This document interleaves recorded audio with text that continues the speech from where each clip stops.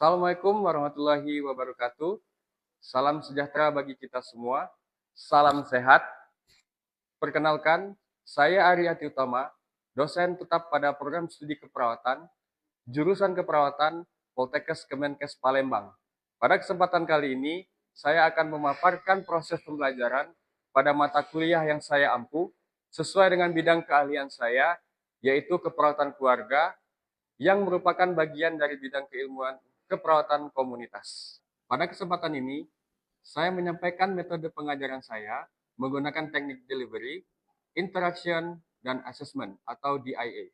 Salah satu mata kuliah yang saya ampu yaitu mata kuliah keperawatan keluarga. Mata kuliah ini diberikan kepada mahasiswa program studi keperawatan semester 5 dengan kode mata kuliah PD 3.6.01.A dan memiliki bobot 2 SKS yang terdiri dari 1 SKS teori dan 1 SKS praktikum.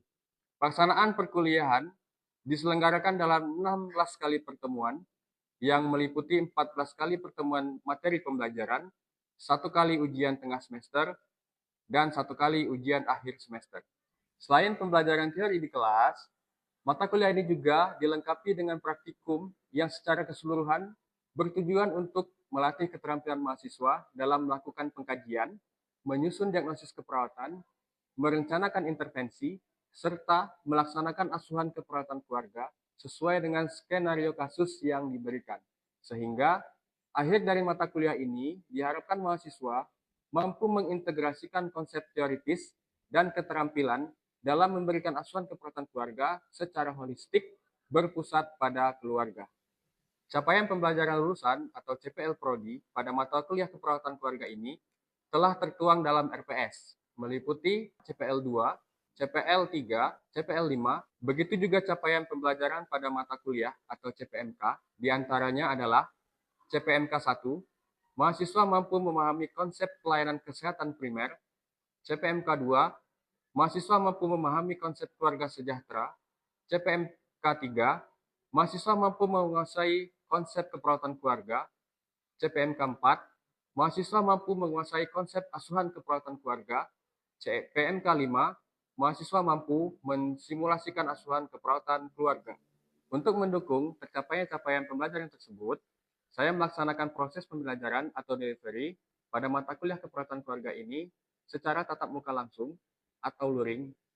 Kemudian, tatap muka juga dapat dilakukan secara daring dengan aplikasi Zoom Meeting, Google Meet, serta e-learning Poltekkes Kemenkes Palembang, yaitu Academic Management System, di mana mahasiswa dapat mengakses RPS, penugasan, diskusi, kuis, dan evaluasi melalui CBT, seperti ujian tengah semester, ujian akhir semester.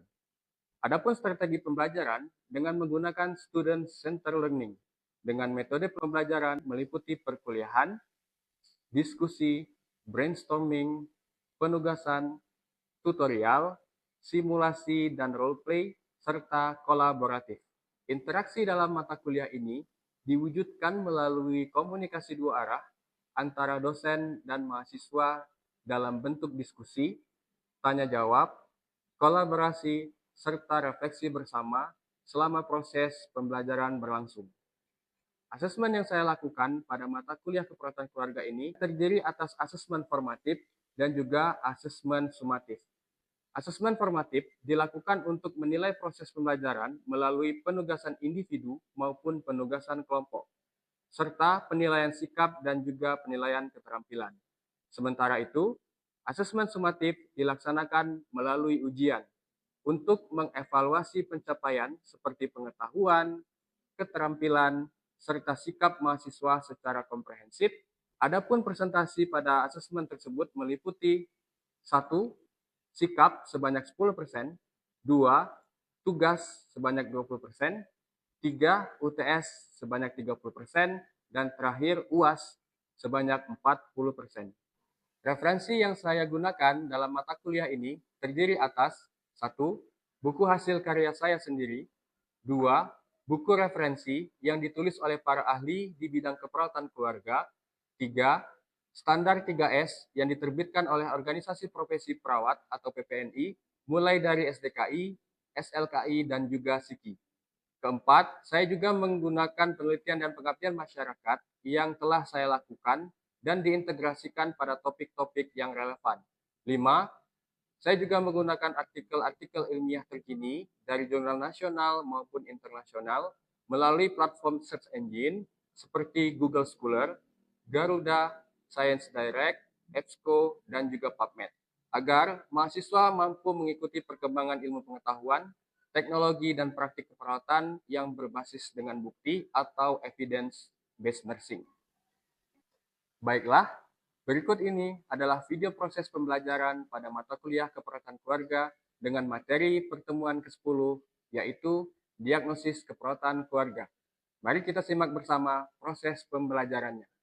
Assalamualaikum warahmatullahi wabarakatuh. Waalaikumsalam warahmatullahi wabarakatuh. Selamat pagi, salam sejahtera bagi kita semua, salam sehat. Apa kabarnya hari ini?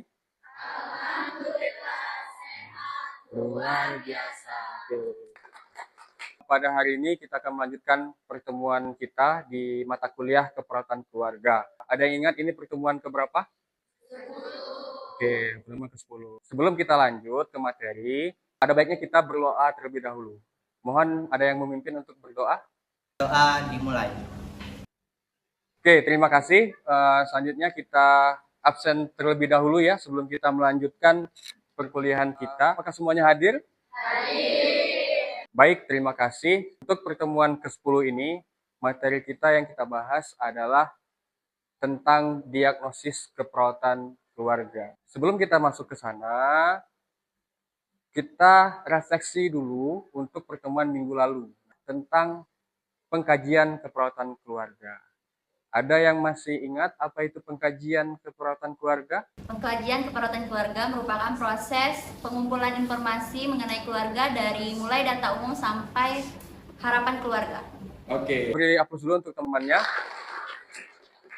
Kira-kira ada yang masih ingat format apa yang kita gunakan untuk melakukan pengkajian keperawatan keluarga? Format pengkajian keluarga dari treatment, Pak.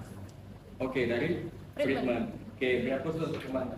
Kita sudah melakukan refleksi ya, dan kalian semua sudah memahami apa yang dimaksud dengan pengkajian keperawatan keluarga. Sehingga kita hari ini kita bisa lanjut untuk materi selanjutnya, yaitu tentang diagnosis keperawatan keluarga. Adapun capaian pembelajaran kita pada hari ini, yang pertama kalian harus mampu menjelaskan konsep serta melakukan analisis data. Ya, kemudian yang kedua, kalian harus mampu menentukan prioritas masalah kesehatan keluarga yang ditemukan. Kemudian kalian harus mampu merumuskan diagnosis keperawatan keluarga. Oke, mohon dipahami. Masuk yang pertama, kita akan membahas terkait analisis data. Jadi analisis data itu bagaimana kita melakukan proses pengolahan data. Datanya dari mana? Data hasil pengkajian yang telah kita lakukan, gitu ya. Oke, kemudian setelah kita olah, kita kelompokkan, ya. Kita kelompokkan mana sih data yang sifatnya objektif, mana data yang sifatnya subjektif. Paham ya? Paham. Oke. Lanjut kita di sini, tujuan analisis data itu yang pertama mengidentifikasi masalah kesehatan. Ya. Kemudian yang kedua, menentukan penyebab masalah. Kemudian yang ketiga, menentukan kemampuan keluarga. Dan yang keempat, menentukan dasar penetapan diagnosis keperawatan keluarga. Nah, ini contoh melakukan analisis data. Jadi ada sebuah keluarga, dia menderita hipertensi, ya, anggota keluarganya itu sejak 3 tahun terakhir. Ya, data subjektif yang ditemukan, adanya nyeri kepala di bagian tengkuk, skala nyerinya 6 dari total 10. Kemudian dirasakan sejak 2 hari terakhir. Kemudian juga keluarga tidak mengetahui penyebab nyeri akibat dari hipertensi. Nah, itu masuk di data subjektif. Nah, kemudian data objektifnya, tekanan darahnya 170/100, kemudian tampak meringis, wajah tegang, kemudian sering memegang kepala, ya. kemudian keluarga belum pernah ke puskesmas, ya belum pernah melakukan pemeriksaan kesehatan selama 6 bulan terakhir. Oke, paham? Ada yang mau ditanyakan?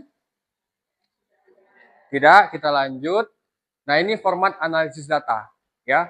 Asuhan keperawatan keluarga yang kalian buat nanti itu menggunakan format analisis data seperti ini, ya. Jadi data yang sudah kita kelompokkan tadi kita masukkan di form atau tabel analisis data, ya. Contohnya ini. Jadi ada data subjektif, pasiennya mengeluh nyeri kepala skala 6, ya. Kemudian data objektifnya tekanan darahnya tinggi di 170 per 100 mm hexagram. Nah, sehingga dari data tersebut kita bisa bedakan diagnosisnya atau masalah keperawatannya di nyeri akut. Kemudian penyebabnya atau etiologi dari diagnosis keperawatan keluarga kita gunakan 5 tugas kesehatan keluarga. Nah, di sini didapatkan etiologinya adalah ketidakmampuan keluarga mengenal masalah kesehatan. Jelas ya? Oke, selanjutnya kita masuk ke bahan kajian selanjutnya, yaitu tentang konsep diagnosis keperawatan keluarga. Apa itu diagnosis keperawatan keluarga? Yaitu merupakan putusan klinis ya mengenai respon keluarga terhadap masalah kesehatan aktual maupun potensial yang dapat diatasi melalui tindakan keperawatan. Nah, diagnosis keperawatan keluarga ini dirumuskan secara langsung berdasarkan hasil pengkajian, ya, dan juga hasil analisis data. Nah, selanjutnya adalah komponen diagnosis keperawatan keluarga. Yang pertama P. P itu adalah problem, ya, atau masalah keperawatan. Ya, fokusnya pada respon klinis yang terjadi. Yang kedua itu ada E, atau etiologi, menggunakan 5 tugas kesehatan keluarga, ya. Kemudian yang ketiga ada S, ya, atau simptom, fokusnya ke bukti data subjektif, bukti data objektif yang mendukung masalah. Ada yang mau ditanyakan? Tidak? Nah, ini contoh kasusnya, ya. Ada data pasien di situ, data hasil pengkajian. Nah, DS-nya pasiennya mengatakan sakit kepala, ya, dengan skala nyerinya 5. Kemudian data objektifnya didapatkan tekanan darahnya 180 per 100 mm hexagram. Nah, sehingga dari data tersebut didapatkanlah masalah keperawatannya nyeri akut. Ya. Oke, kemudian untuk etiologinya, pasien dan keluarga ini tidak mengetahui diet hipertensi. Kemudian tidak rutin kontrol ke puskesmas, sehingga didapatkan etiologinya ketidakmampuan merawat. Tanda dan gejalanya, wajah tampak meringis, kemudian keluarga tidak mengetahui penyebab nyeri akibat dari hipertensi. Nah, sehingga di sini dijelaskan bahwa secara terstruktur, ya, penyusunan diagnosis keperawatan mulai dari problem, etiologi sampai dengan simptomnya didapatkan bahwa nyeri akut berhubungan dengan ketidakmampuan keluarga merawat anggota keluarga yang sakit, ditandai dengan adanya skala nyeri di kepala, yaitu 6, kemudian tekanan darahnya 170 per 100, kemudian ada wajah meringis, keluarga tidak tahu penyebab nyerinya. Nah, jadi ini secara keutuhan diagnosis keperawatan ke keluarga. Oke, ada yang mau ditanyakan? Apakah satu masalah keperawatan dapat memiliki etiologi yang berbeda pada keluarga yang berbeda? Bagus sekali pertanyaannya, ya. Ya, tentu pasti ada perbedaan, ya. Jadi tidak semua antar keluarga itu bisa sama etiologinya. Kenapa bisa berbeda? Yang pertama karena pengalaman dari keluarga masing-masing berbeda. Ya, bagaimana dia mengatasi masalah, bagaimana dia merawat anggota keluarganya. Kemudian juga dari segi pengetahuan. Pengetahuan setiap keluarga itu berbeda-beda juga. Ya, paham? Paham. Ada lagi yang mau bertanya? Tidak, ya. Kita lanjut ke bahasan yang ketiga, yaitu penentuan prioritas diagnosis keperawatan keluarga. Nah, prioritas masalah ini, ya, digunakan untuk memproses, ya, kemudian menentukan masalah kesehatan yang harus segera ditangani berdasarkan dengan tingkat kegawat daruratan, kemudian kebutuhan dari keluarga, dan juga sesuai dengan sumber daya yang ada. Kriteria penetapan prioritas ada 4 komponen. Yang pertama itu dari sifat masalah. Kedua, komponen kemungkinan masalah itu dapat diubah. Komponen ketiga itu adalah potensi dicegah. Komponen keempat adalah menonjolnya masalah. Nah, keempat komponen ini tersedia di dalam tabel scoring namanya. Setiap komponen ini, setiap kriteria ini, dia punya bobot masing-masing. Jelas untuk scoring? Oke. Nah, sekarang kita belajar cara menghitung. Ya, menghitung scoring. Jadi rumusnya adalah nilai ini yang kalian kasih. Ya, nilai yang kalian kasih itu kalian bisa pilih dari 3 ini. Oh, misalnya sifat masalah, kalian pilihnya nilai kondisinya tidak atau kurang sehat. Nah, berarti di sini kalian masukkan 3 di sini. Nah, bobot ini nilai tertingginya. Ya, nilai tertinggi itu yang ini. Oke, kalau yang kategori 1 nilai tertingginya 3, kemudian nomor 2, 2, kemudian nomor 3, 3, dan 4 itu 2. Oke, paham ya? Nah, sehingga nilai yang kalian kasih 3 dibandingkan nilai tertinggi dikali 1, sehingga dapat nilainya 1. Ya, begitu juga yang kedua. Nilai yang kalian kasih 2, kemudian nilai tertingginya 2, maka dikali bobotnya 2. Sehingga hasilnya adalah 2.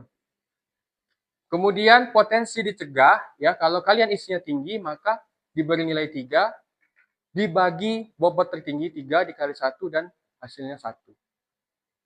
Kemudian yang terakhir, menonjol masalah, kalau kalian isi segera, maka 2, nilai tertingginya 2, dan dikali 1. Maka nilainya 1, gitu ya. Nah, ini untuk nilai yang kalau kalian kasih tertinggi. Jadi ini contohnya adalah nilai tertinggi. Sehingga total keseluruhan nilainya itu adalah 5. Ya, ini ditotalkan semua. Nah, itu cara menghitung scoring. Nah, sehingga nanti kalau sudah semuanya kita tentukan scoringnya berdasarkan diagnosis, maka akan muncullah penentuan scoringnya, penetapan prioritas masalahnya. Ya, seperti ini. Ini yang kita contohkan tadi, nilainya adalah 5, sehingga dibuat tertinggi. Nah, kalau ada contoh diagnosis kedua, nilainya 4, berarti dia di nomor 2. Kemudian yang nomor 3 berada di posisi 3, kalau poinnya 3. Ya, jadi prioritas masalah keperawatan keluarga itu ditentukan dari besarnya skor dari scoring tadi. Paham? Apakah ada pertanyaan? Tidak. Kalau tidak, ya materi kita cukup di sini ya untuk penyampaian. Nah, selanjutnya kita membentuk kelompok ya untuk tugas. Nah, di sini saya minta tolong dibentuk 3 kelompok.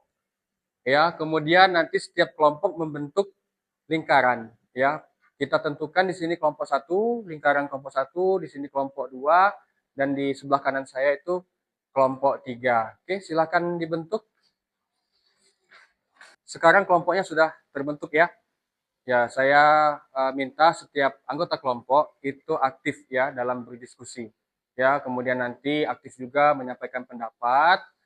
Nah, apa yang akan kalian diskusikan? Nah, ini ada sebuah kasus ya. Silahkan didiskusikan secara bersama-sama. Yang harus kalian lakukan adalah yang pertama, kalian analisis data pada kasus tersebut. Ya. Yang kedua, tentukan diagnosis keperawatannya. Ya, diagnosis keperawatan keluarga. Yang ketiga, lakukan penentuan scoring prioritas. Ya. Kemudian yang terakhir, yang keempat, tentukan prioritas utama dari diagnosis keperawatan keluarga. Jelas? Jelas ya? Ada yang mau tanyakan untuk tugas kelompoknya? Silahkan dikerjakan tugasnya.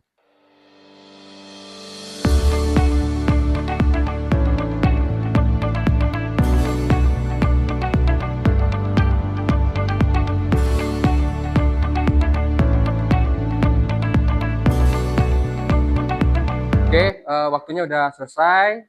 Kemudian saya minta kelompok untuk menjabarkan apa yang menjadi tugas kelompok tadi. Tugas yang pertama, kira-kira kelompok berapa yang mau menjelaskan untuk analisis data? Oke, silakan kelompok 2 ya, ini ya.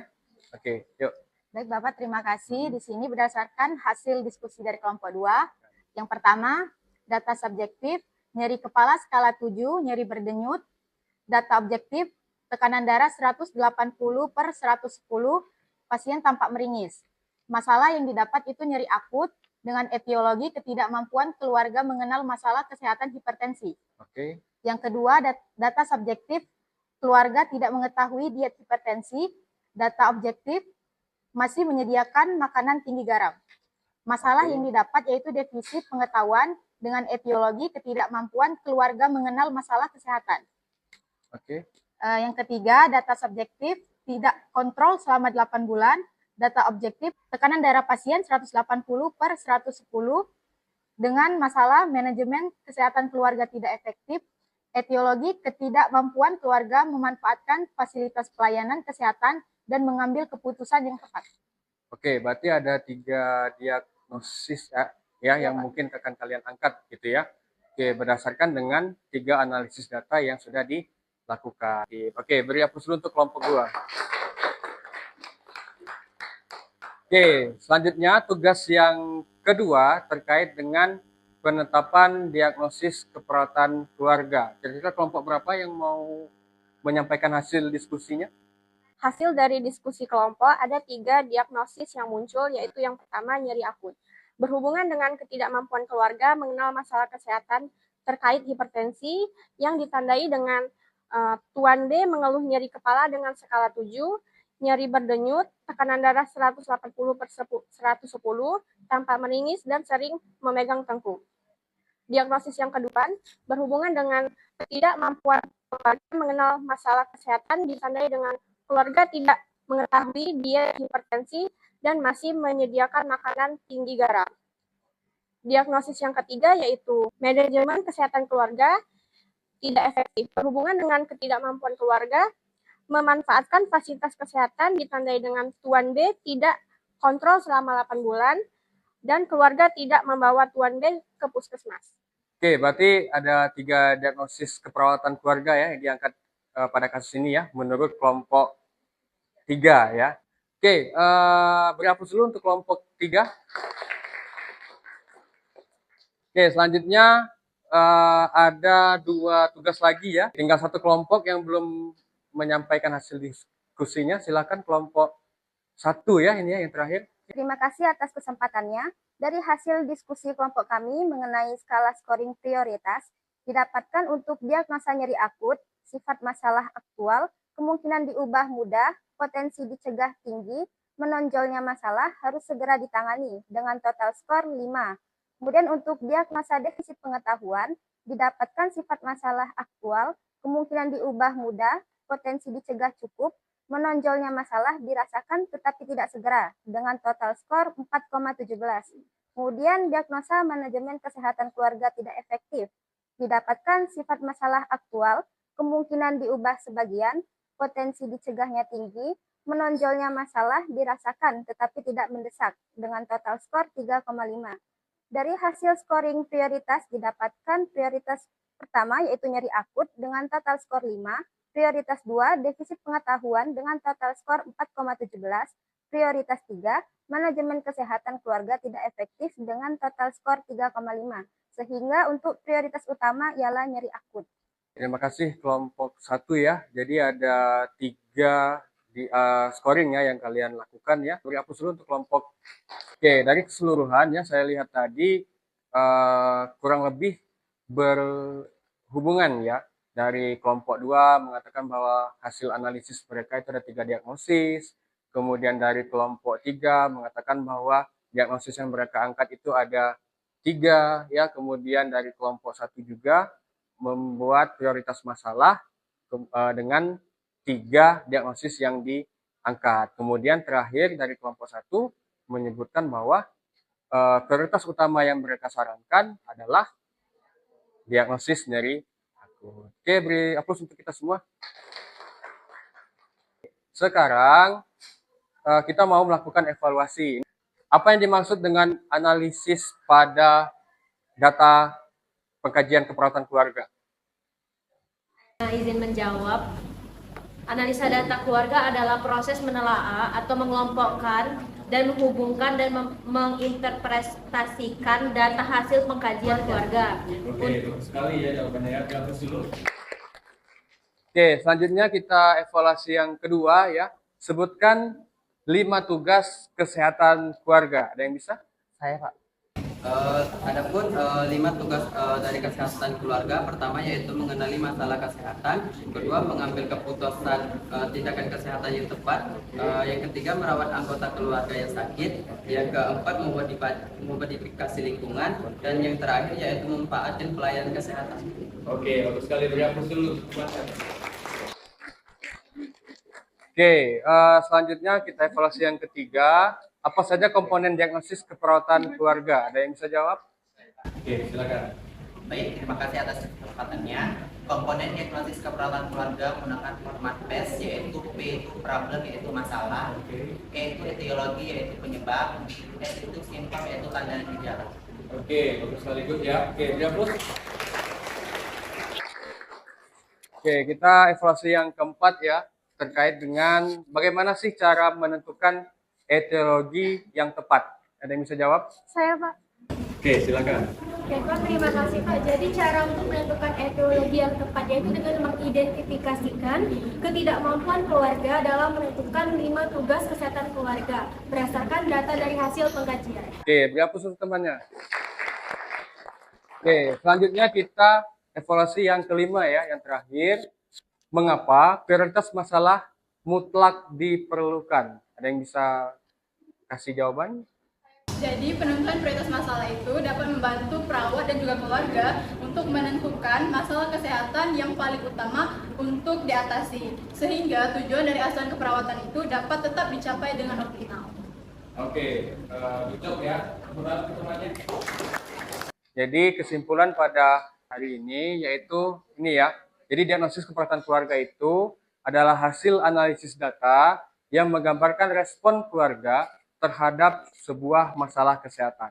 Ya, penentuan etiologi ini harus mempertimbangkan kemampuan dari keluarga ya, tentunya berdasarkan dengan 5 tugas kesehatan keluarga.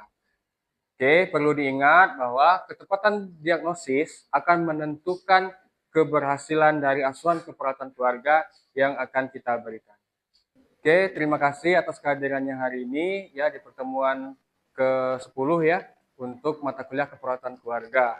Jadi sampai jumpa untuk pertemuan selanjutnya yaitu tentang perencanaan keperawatan keluarga gitu ya. Jadi silakan dipelajari kembali materi hari ini ya untuk modal kalian di materi selanjutnya. Saya Eri, mohon maaf jika ada salah kata, kepada Allah saya mohon ampun. Wabillahi taufiq wal hidayah. Assalamualaikum warahmatullahi wabarakatuh. Waalaikumsalam warahmatullahi wabarakatuh. Terima kasih, Pak. Demikian video kegiatan pembelajaran pada mata kuliah keperawatan keluarga yang dilaksanakan pada program studi keperawatan jurusan keperawatan Poltekkes Kemenkes Palembang. Video ini disiapkan sebagai salah satu dokumen pendukung dalam persyaratan diri dosen pada unjuk kerja Tridharma Perguruan Tinggi atau PDD UK TPT untuk keperluan sertifikasi dosen. Besar harapan saya, video ini dapat memberikan gambaran yang utuh mengenai proses pembelajaran yang saya laksanakan, serta menjadi bahan pertimbangan dalam pelaksanaan penilaian sertifikasi dosen. Saya mengucapkan terima kasih banyak atas perhatian dan kesempatan.